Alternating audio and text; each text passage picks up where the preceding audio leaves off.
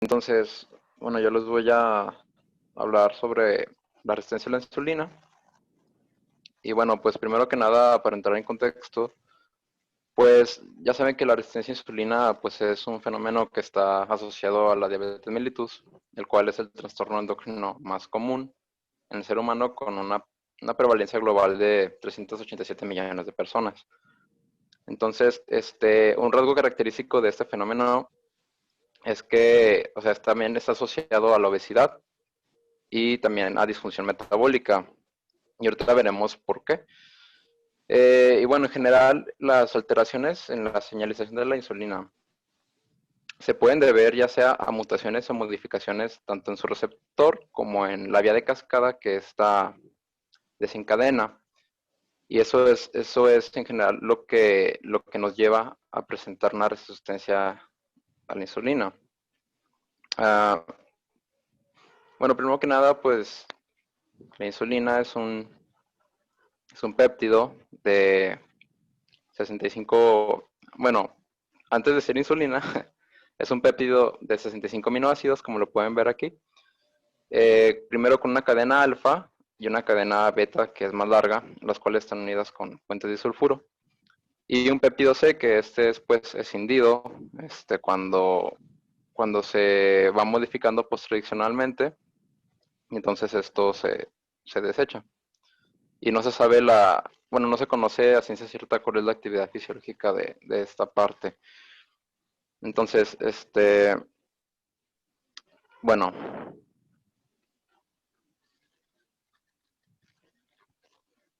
entonces tenemos aquí lo que es, pues como pueden ver, el receptor de insulina. Este receptor de insulina es conocido como perteneciente a la familia de receptores con actividad tirosina sinasa intrínseca.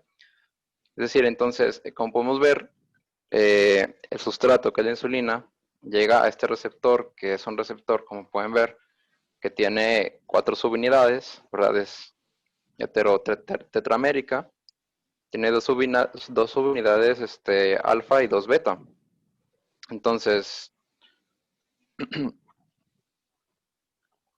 bueno, la subunidad alfa es la que se encuentra arriba y la subunidad beta es la que se encuentra unida a la membrana.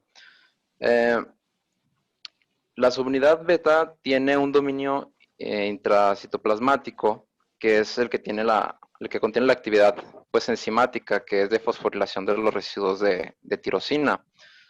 Entonces, como pueden ver, ahí se fosforilan esos residuos de tirosina, y esto lo que va a hacer es que favorece el acoplamiento de otras enzimas citoplasmáticas que se conocen como el sustrato del receptor sustrato del receptor de insulina, o IRS, que se puede ver ahí adyacente. Y entonces son básicamente adaptadores para que pueda dar inicio a la cascada. Es como cuando le conectamos el cuadrito a la corriente para poder conectar una extensión de 3 clavijas. Es algo similar, ¿no? Entonces, lo que pasa es que a partir de ahí se da todo un evento de cascada de fosforilación, que después es el lenguaje más común dentro de la señalización molecular de esos segundos mensajeros. Y bueno, para no hacerlo así muy largo, porque generalmente cuando vemos un diagrama de estos, pues es difícil eh, como que asimilar el concepto, pero básicamente la señalización de esta cascada se va a dividir en dos. Tenemos por una parte la vía de la proteína sinasa AKT, que es la que podemos ver aquí, y por otro lado la vía del RAS, o de la vía de las MAP sinasas, que es esta. Entonces, para fines prácticos, se pueden dividir esta vía, tanto una que posee efectos metabólicos y la otra que tiene efectos mitogénicos. Aunque tienen cierta independencia una de la otra, se ha visto en estudios experimentales que cuando se inhibe la vía de los efectos mitogénicos, tiene cierta repercusión sobre la otra, que es la vía de la AKT, de fosfatidinoxitol, trifosfato. Entonces, para fines prácticos, pues bueno, la vía de la AKT va a tener sobre todo un impacto para lo que es el transporte de glucosa, porque favorece el desplegamiento de los canales de GLUT en la membrana, la adipogénesis, la síntesis de proteínas y la síntesis de glucógeno. Ahora, no se muestran aquí los intermediarios porque realmente es muy compleja esta vía y por cada vía, tanto de adipogénesis como de las demás, involucran a muchos más segundos mensajeros. Pero esos son los efectos finales que tiene esta vía. Y en la otra vía, que tiene más que ver con efectos nucleares y con la activación de factores de transcripción que se translocan al núcleo y favorecen la expresión génica de diversos genes, la proliferación y diferenciación celular, está más dado por estas proteínas como el RAS, RAF, la proteína MEC y la RK. Entonces, ¿cómo se regula esta vía? Pues bueno, básicamente hay dos tipos de regulación. Puede ser tanto intrínseca u homóloga como extrínseca u heteróloga. En esta imagen lo que podemos ver es más que nada, como pueden ver, en cuanto al receptor de la insulina y su actividad de tirosincinasa, hay ciertas proteínas sinasas como o fosforilasas, ¿verdad? Como lo que viene siendo el SOX o las sinasas de serina-tionina, el PTP1B y la proteína sinasa C, que lo que hacen es principalmente, bueno, por parte de la PTB desfosforiliza este receptor inhibiendo su actividad, pero las otras tres, como la proteína sinasa C, las sinasas de serina-tionina y la proteína sinasa SOX, lo que hacen es fosforilar a este receptor, como lo dice aquí, en residuos que no son tirosinas, son serinas y tironinas. Y esto interfiere con interfiere con su capacidad para acoplarse al IRS, que es el primero que desencadena todas las demás vías en común. Y también favorecen la degradación de esta proteína, que es la IRS, por la vía de la ubiquitina. Y bueno, también hay otros, como la proteína PTEN, que lo que hace es inhibir a la enzima que favorece la conversión del fosfatidinol difosfato a trifosfato, y la PP2A, que lo que hace es inhibir a la AKT. Bueno, para lo que podemos resumir de este esquema es básicamente esto. Como les había dicho, son dos vías, y la más importante que se ha visto es la que tiene que ver con la fosforilación de los residuos de serina-tionina en el receptor y en ISR. ¿Por qué? Porque existen más de 70 proteínas que pueden llevar a cabo esta función. Entonces, son muchos más los mecanismos que tienen impacto en este mecanismo, que es la fosforilación de residuos de serina-tionina, que los demás, y tiene mayor importancia. Y claro, esta puede ser tanto fisiológica o homeostática como patológica. Y pues lo que nos interesa aquí es la vía patológica, ¿verdad? Que es la que nos va a desencadenar pues los demás trastornos. Eh, entonces, como se puede ver, bueno, los mecanismos moleculares de la resistencia pues se deben a lo que ya les había comentado, mutaciones o modificaciones posttraduccionales.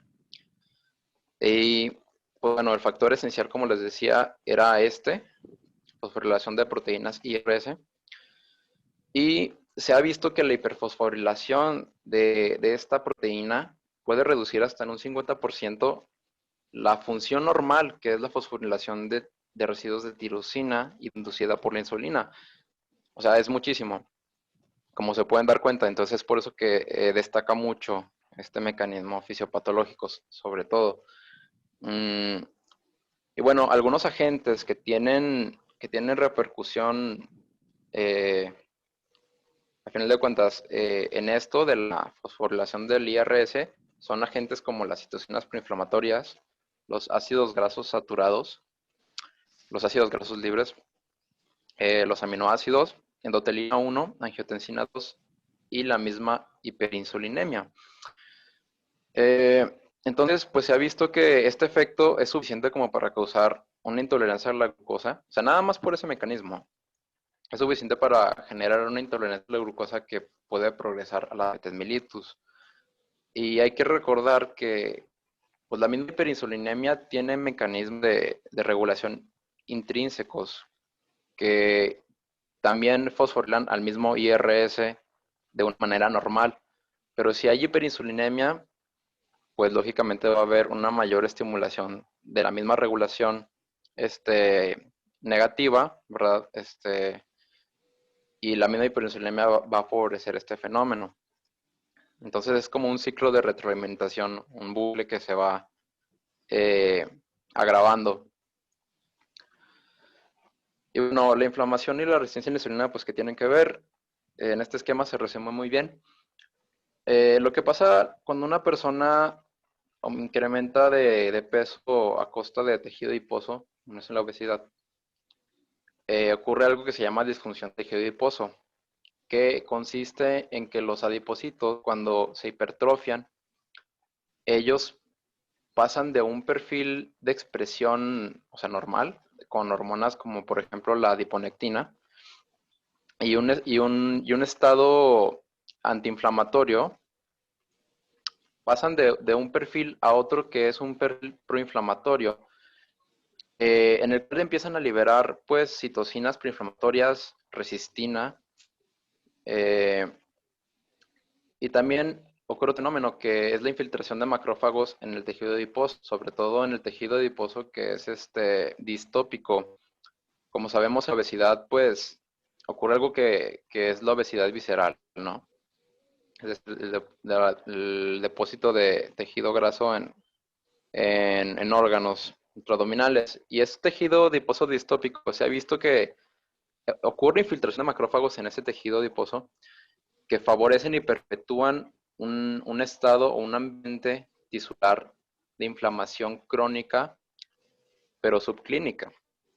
Entonces, esta secreción de citocinas preinflamatorias, lo que hacen a nivel pues de la vía normal de señalización que les había mostrado, es que fosforilan, favorecen la fosforilación de los residuos de serina en el IRS, favorecen la expresión de otras proteincinasas que contribuyen a inhibir la señalización de la insulina, como el SOX, el PTB1B y otras. Pues claro, o sea, la misma producción de citocinas preinflamatorias favorece el perpetuamiento de la producción de las mismas. Existe algo que se llama la producción de ceramidas, que, pues bueno, en una persona obesa, como existe un acumulamiento de ácidos grasos y sobre todo ácidos grasos saturados, el metabolismo de estos genera diacilgliceroles y ceramidas, que las ceramidas tienen un impacto sobre la vía de la AKT y la inhiben. Bueno, se ha visto en estudios experimentales. Y también pues la disminución de la expresión de GLUT4, que está mediada sobre todo por la misma vía, que es la vía de la AKT. Bueno, esto nos va a generar una resistencia a la insulina sistémica y pues con sus consecuencias clínicas respectivas, ¿no? Bueno, Permíteme un sí me segundo, por expliqué. favor. Sí, Luis, permíteme un Sí. segundo. Daniel González, ¿podrías decirnos en tus propias palabras qué entiendes por resistencia a la insulina?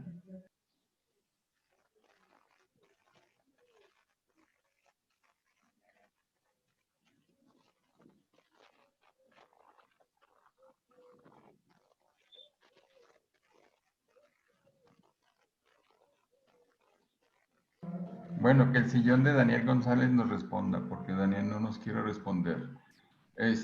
Gabriela Ramón, en tus propias palabras, dime, ¿qué entiendes por resistencia a la insulina? Bueno, pues yo entiendo que es que hay glucosa en el organismo, sin embargo, las células no responden a la insulina para que esta glucosa pueda ser aprovechada por las células. Bien, ese es el concepto más básico que existe, ¿verdad? Es decir, con una misma concentración de insulina, las células no son capaces de introducir a su interior la misma cantidad de glucosa. Luis, ¿vas a hablar de los mecanismos de evaluación o de los métodos de evaluación de resistencia? Sí, claro que sí. Así es, de laboratorio y ujú, clínico. Bien, ahorita lo Sí, vamos a ver. ya siguen. Sí, ya, de hecho ya lo vamos a ver, nada más me falta lo de el estrés del retículo endoplásmico y otro mecanismo fisiopatológico y ya.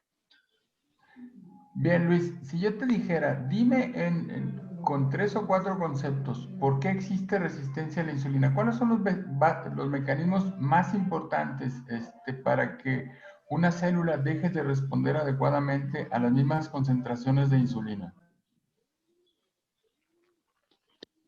Pues, eh, pues la bibliografía que consulté lo resume pues en tres mecanismos principales, que básicamente es inflamación sistémica, eh, estrés pues de retículo endoplasmático y disfunción mitocondrial, que están asociados todos ellos a la obesidad.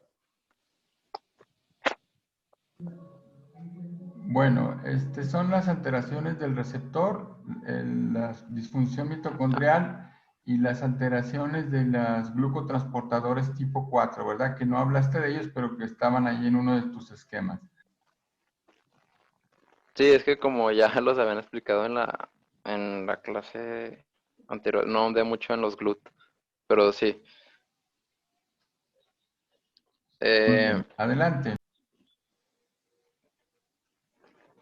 bueno, entonces el siguiente mecanismo que está muy implicado también en esto es el estrés de retículo endoplásmico, que a lo mejor ya habrán escuchado de él. Pues, ¿qué tiene que ver? Lo que pasa es que cuando una célula está bajo estrés, por ejemplo, un estrés fisiológico como la misma demanda de la necesidad de sintetizar más insulina porque el cuerpo no responde, en el caso de las células beta, por ejemplo, o en un estado de inflamación, ¿verdad? Que es un estado de estrés pues, bioquímico.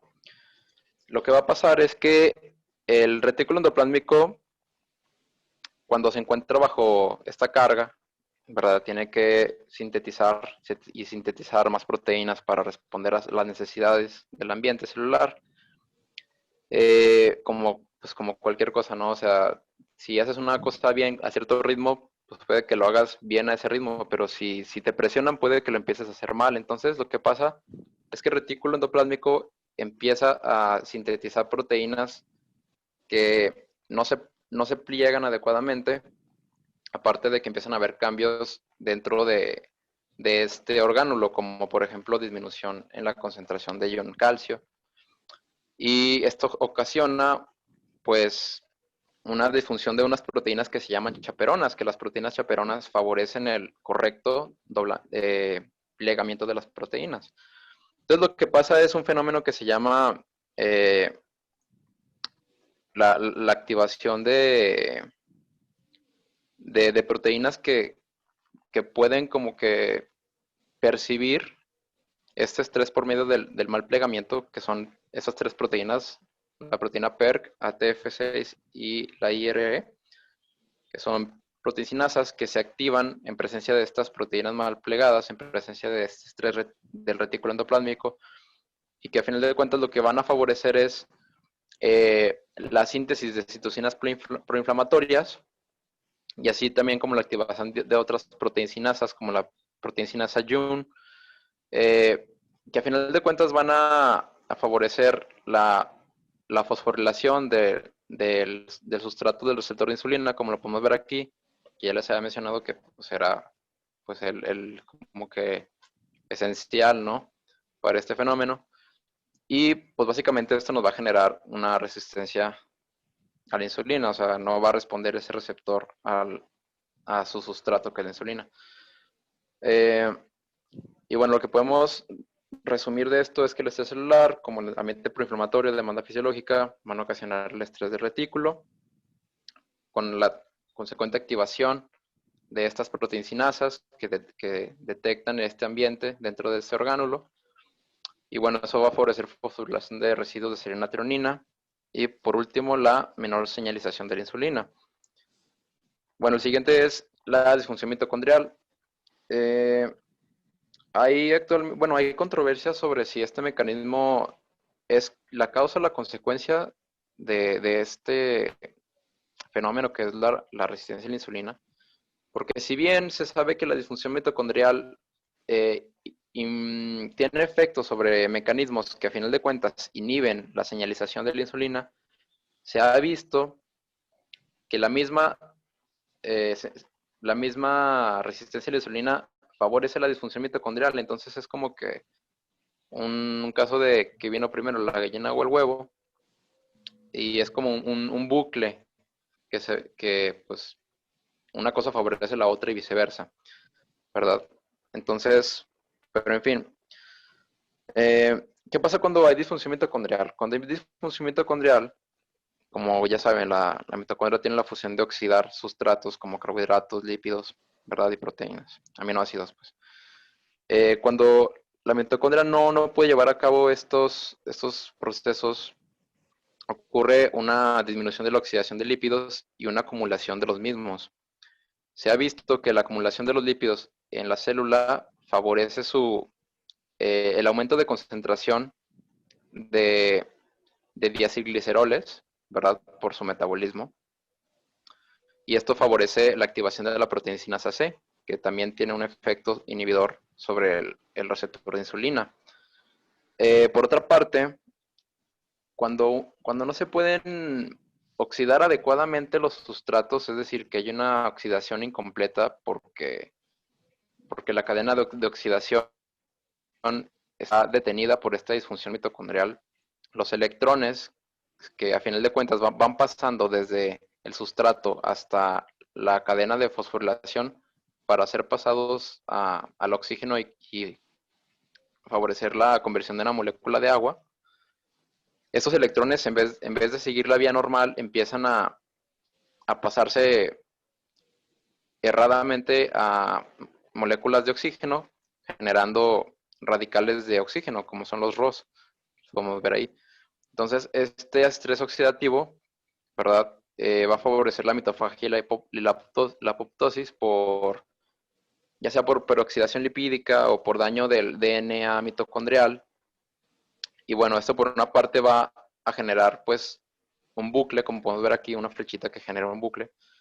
Porque si de por sí tengo disfunción mitocondrial y esta misma va a favorecer que las mitocondrias sean desechadas por mitofagia, pues va a favorecer eso mismo otra vez, disfunción mitocondrial. Y bueno, las especies reactivas de oxígeno se ha visto que también pueden activar otras sinasas que tienen el mismo efecto que les decía, ¿verdad? La fosforilación del IRS. Entonces, todo esto contribuye a que pues exista una señalización disminuida. Y bueno, eso es lo que comprende pues la fisiopatología pues que se conoce hasta ahora sobre los mecanismos moleculares. Y pues bueno, pasando a la valoración clínica, en una persona que pues puede presentar este fenómeno fisiológico, pues, perdón, patológico, fisiopatológico, pues puede asociarse a ciertos rasgos clínicos, ¿no? Como por ejemplo la distribución del tejido adiposo. Como les decía, en estos pacientes, bueno, no se sabe exactamente el mecanismo de por qué, pero el tejido adiposo empieza a tener una distribución diferente, en la cual se empieza a distribuir en tejido visceral, y entonces esto favorece la aparición de obesidad abdominal. También, por otra parte, tenemos la hipertensión, siendo un componente del síndrome metabólico. Y bueno, puse hipertensión nada más porque pues clínicamente no podemos ver, no podemos detectar pues hiperglucemia o hipertrigliceridemia, ¿verdad? Pero la hipertensión sí se puede medir como signo clínico, entonces estos pacientes pueden padecer de hipertensión. La acantosis nigricans también está dentro de estos pues, signos, que viene siendo una hiperkeratosis de la piel con proliferación de los melanocitos. Y aunque no se sabe exactamente también el mecanismo molecular de por qué se da esto, pues está asociado con el estímulo de receptores del factor de crecimiento insulínico. Y por otra parte tenemos en mujeres el hiperandrogenismo. La resistencia a la insulina está asociada en muchas mujeres al hiperandrogenismo y el síndrome de ovario poliquístico. Lo que pasa es que hay receptores en las células, en el ovario, hay receptores de insulina que en presencia de una adecuada cantidad de hormona luteinizante, LH, favorecen la producción de andrógenos.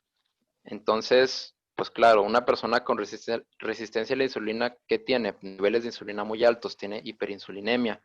Entonces, esto va a impactar, ¿verdad?, a nivel gonadal, en la producción de andrógenos, en la mujer, favoreciendo, pues, por una parte, pues, un hiperandrogenismo que puede generar virilización, hirsutismo, amenorrea e infertilidad, o sea, dejando de lado pues los aspectos de repercusión sobre el ciclo ovárico, ¿verdad?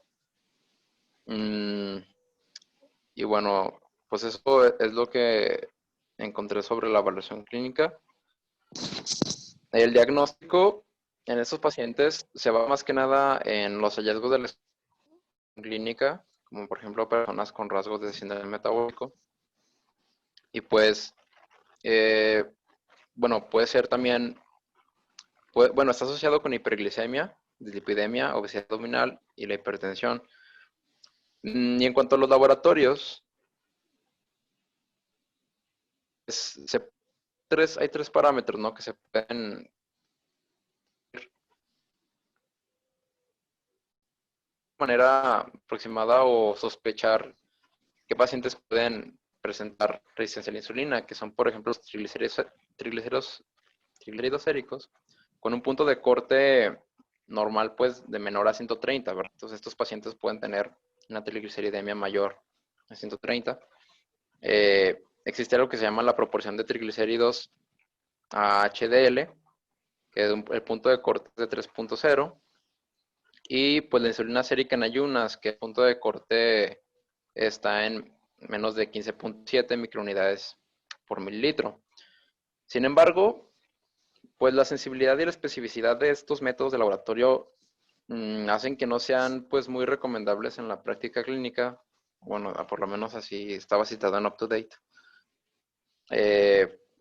Pues porque, bueno, ahí se ve reflejado, ¿no? O sea, no tiene mucha sensibilidad ni especificidad tampoco, entonces, pues así muy confiables, pues no son. Y tenemos, por ejemplo, una forma de sospechar, ¿no?, de investigar, es, por ejemplo, el Homeostatic Model Assessment of Insulin Resistance, o básicamente es una proporción de insulina y glucosa en ayunas. Se calcula de esta manera. A un paciente en ayunas se le calcula la concentración sérica de insulina y luego se hace un cálculo, ¿verdad?, que la insulina por la glucosa dividida por 405 nos va a dar un índice. Y pues este índice se compara con una escala que tenemos ahí, en el cual pues una normalidad sería abajo de 1, un riesgo moderado a progresar pues a otras manifestaciones clínicas como síndrome metabólico o diabetes sería arriba de 1.9, y un riesgo significativo o que es muy indicador de que hay resistencia a la insulina pues es mayor a 2.9. Y pues bueno, hay otro método, pero eso ya es más en el ámbito de la investigación, que es el CLAMP, el Euglycemic Clamp, que consta más que nada en la respuesta que tiene una persona en su glicemia, es decir, en la tasa de desecho de glucosa, relacionándolo con la concentración plasmática de insulina. Como podemos ver aquí, hay una grafiquita en el cual, por ejemplo, una persona normal, que es la línea verde, con una concentración de 10 unidades, ¿verdad?, microunidades por mililitro, pues tiene una glicemia normal, ¿verdad? Como se puede ver ahí. No sé, como de 80 más o menos. Y luego existen otras que, por ejemplo, las personas con diabetes tipo 2 se puede ver cómo existe una insensibilidad, ¿no? Es decir, incluso mayores concentraciones de plasma, mucho mayores, ¿verdad? En el rango de 100, de más de 100 o 1000. eh, Incluso aún así existe una concentración de glucosa mucho mayor. Pero, pues bueno, lo que citaba ahí la referencia es que este método pues no es muy práctico. Entonces no se suele utilizar en la práctica clínica. Y ya, bueno, las implicaciones clínicas pues de la Luis, resistencia a la insulina, mande. Luis, permíteme un segundo. Dime con sinceridad, al cabo, pues no pasa nada. ¿Realmente le entendiste al pinzamiento o a la técnica de clamp o no le entendiste? Pues, o sea, desconozco cómo se lleva a cabo la prueba, porque no investigué mucho detalle sobre la prueba, pero era lo que decía, que se utilizaba más en el ámbito de la investigación. Ok, Daniel, ¿tú le entendiste a lo que es este clamp euglicémico? Daniel González.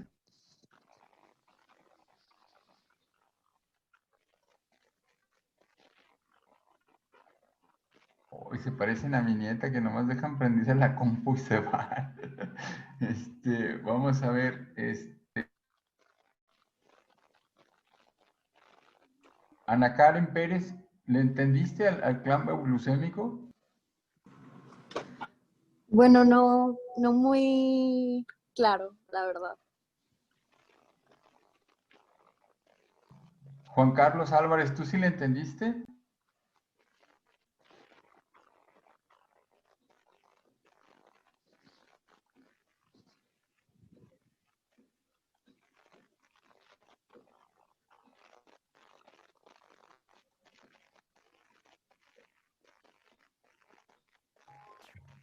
Bueno, pues yo creo que a lo mejor vale la pena como ejercicio intelectual que se pongan a ver en qué consiste, porque lo que nos decías, Luis, no es la concentración de glucosa lo que se mide en esta, en el gráfico que tú nos presentas. Si te pones a leerlo bien, no dice concentración de glucosa, dice disposición o índice de disposición, es decir, qué tanto desaparece la glucosa con diferentes cantidades de insulina en miligramos sobre metros cuadrados de superficie por minuto.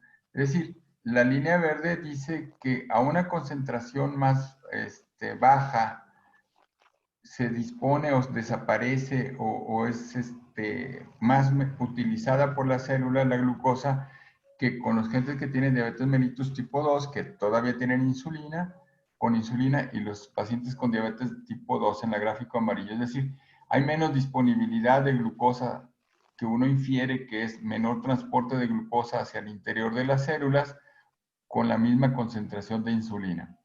Y uno infiere que entonces esto sucede porque las células responden cada vez menos a mayores concentraciones de insulina. Muy bien. Sí, está menos empinada la gráfica. Sí, o sea, una persona normal, pues si aumentas la concentración de insulina, pues sí se eleva mucho la tasa, pero en una persona diabética, pues no, realmente permanece pues muy igual, ¿no? O sea, no tan empinada.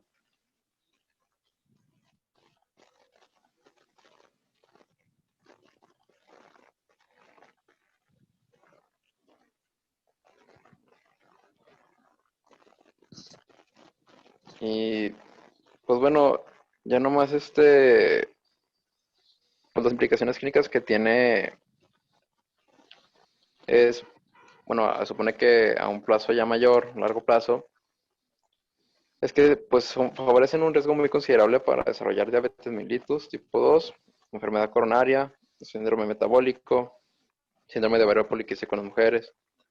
Y también se ha visto que se asocia a pues, la aparición de malignidades, como por ejemplo el cáncer endometrial. Porque pues bueno, habíamos visto que hablamos de un estado inflamatorio crónico o subclínico que a fin de cuentas es un factor de riesgo para el desarrollo de alteraciones celulares, ¿verdad? A nivel del ADN pues es un factor de riesgo, pues, para que aparezca una neoplasia. Una Y pregunta. pues ya, eso es... Déjame, Sí. nomás te interrumpo tantito porque depende de lo que me digas, podemos hacer una cosa. ¿Enseguida tienen otra clase de 12 a 1? Sí, doctor, tenemos la clase de psiquiatría. No, pues todo es locura. Bueno, nos vemos en la otra para ya no robarnos más tiempo de la clase de psiquiatría. Ok, gracias, doctor. Hasta luego.